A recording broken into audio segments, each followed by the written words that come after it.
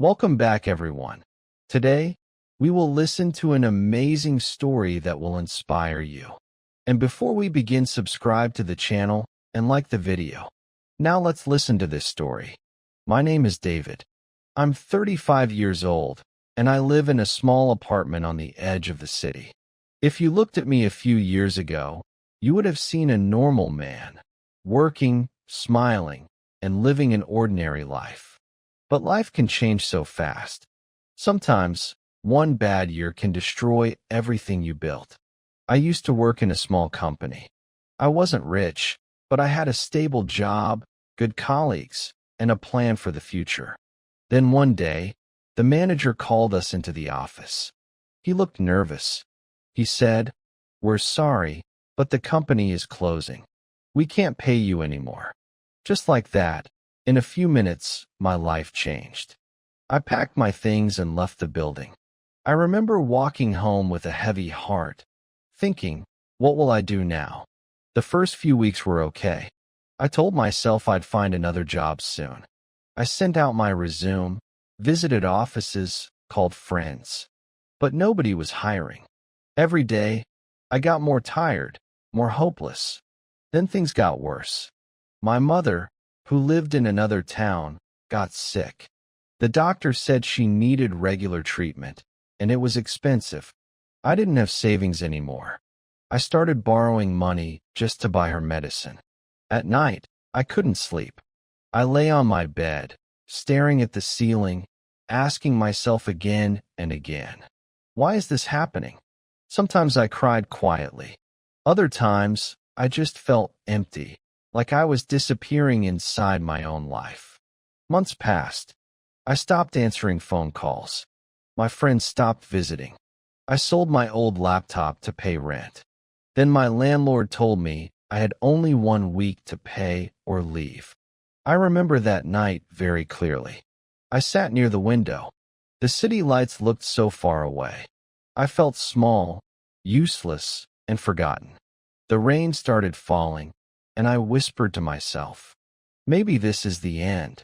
But then, for no reason, I thought about my mother. She always used to say, "David, no matter how dark it gets, morning always comes." Her voice came into my mind, like a small candle in the dark. I took a deep breath and told myself, just one more day? Don't give up yet. The next morning, I woke up early.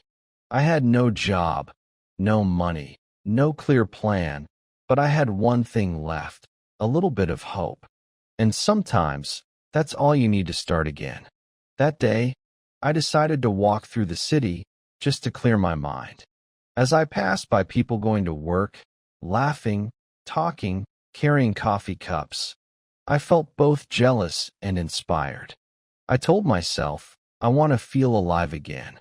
I sat on a park bench for hours, watching people. The world was moving, even if my life wasn't. Somewhere deep inside, I felt that maybe, just maybe, things could change. I didn't know how, but I knew I had to keep walking. One small step at a time. That's when something unexpected happened, something that would change everything.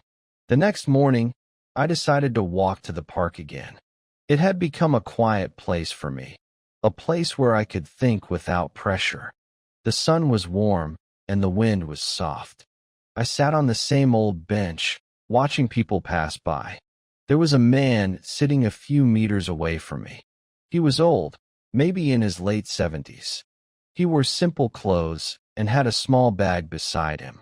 His shoes were old, and his hands looked tired, but there was something peaceful about his face.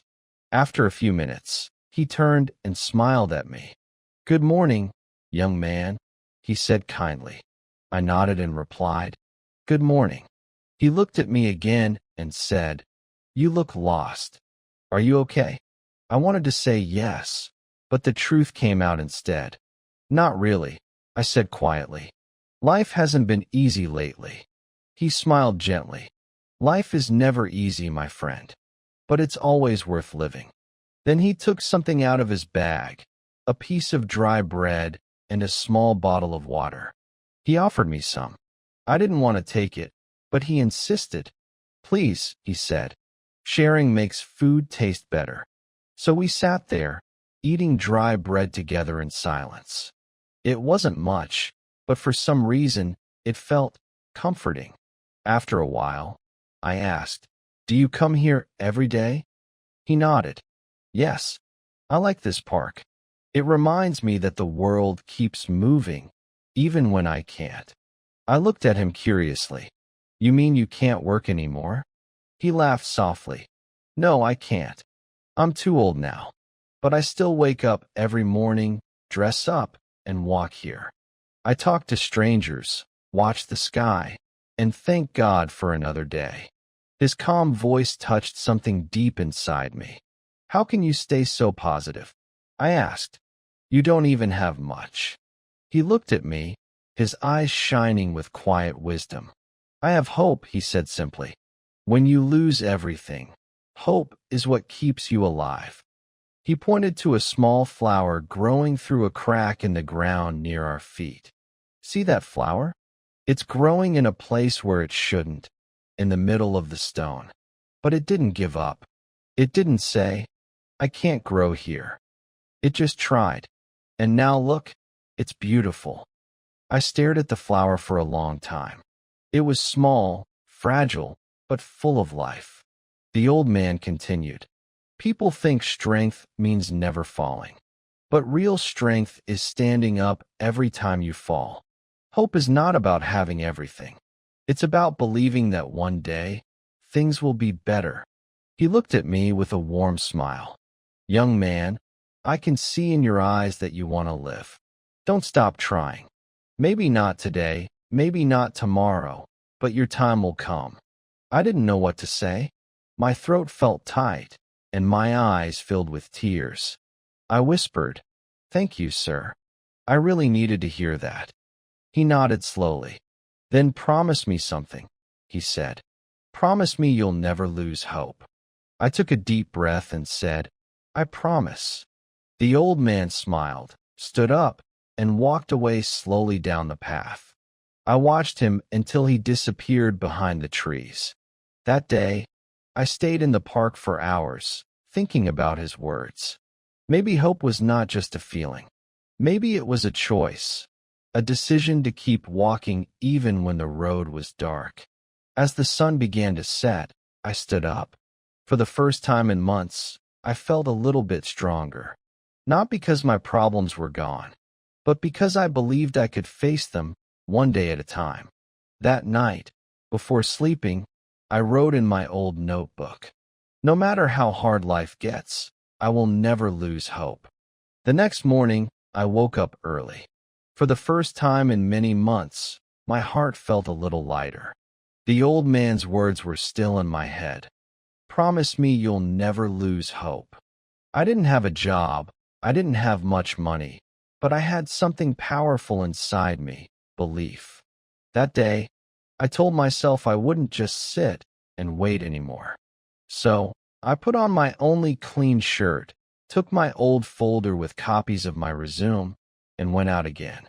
I walked through the city, knocking on doors, talking to people, asking if anyone needed help. Most people said no. Some didn't even answer. But I didn't stop. Every time someone said no, I whispered to myself, "It's okay. Try the next one." After hours of walking, I saw a small shop with a sign, "Help Wanted." It wasn't a big company, not even close, just a small grocery store. I hesitated for a second, then walked in. The owner was a middle-aged man with tired eyes, but a kind face. He looked at me and said, "You looking for a job?" "Yes, sir," I replied. "I'll do anything. I just want to work." He looked at my hands, my clothes, then smiled slightly. "I can't pay much," he said. "But if you're honest and hardworking, you can start tomorrow." I felt my eyes fill with tears. "Thank you, sir," I said. "I'll do my best." That night, for the first time in months, I felt proud of myself again. It wasn't a dream job, but it was a beginning. A small step, but a real one. Days turned into weeks. I worked hard, sometimes more than 10 hours a day. I cleaned shelves, carried heavy boxes, helped customers, smiled even when I was tired. And slowly, something changed. People began to notice me. The shop owner started to trust me more. He would say, "David, you remind me of myself when I was young." One evening, after closing the shop, he said, "I'm opening a second branch next month. I want you to manage it." I couldn't believe it. My heart started racing. Me, the man who had lost everything, now trusted to manage a new store. I thanked him deeply and walked home under the night sky, smiling the whole way. A few months later, my mother's health began to improve. I sent her money every week for medicine. When I visited her, she smiled at me and said, "I always knew you would be okay, David. You just needed to believe again." I hugged her tightly. Tears filled my eyes, but this time they were tears of gratitude. Life wasn't perfect, but it was alive again. And all of it started from one small choice, not to give up. Now, whenever I see someone struggling, I remember that old man in the park. I don't even know his name, but his words still guide me every day. Hope doesn't change your life in one day, but it keeps you alive until your life changes. So, if you're listening to this story right now, please remember, even when everything seems lost, even when you feel alone, don't lose hope. Keep walking, keep trying, keep believing. Because miracles don't always happen overnight. Sometimes, you are the miracle that happens, slowly, one step at a time. If you enjoyed this story and want to improve your English through real emotional stories, subscribe, like, and share to stay inspired and keep learning.